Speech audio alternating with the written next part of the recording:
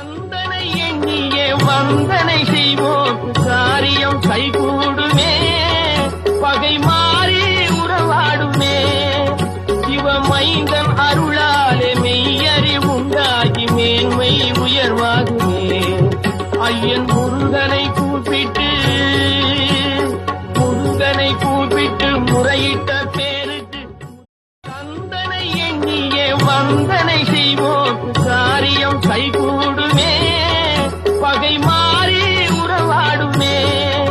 சிவமைந்தன் அருளாலே மெய்யறிவுண்டாகி மேன்மை உயர்வாகுமே ஐயன் முருகனை கூப்பிட்டு முறையிட்ட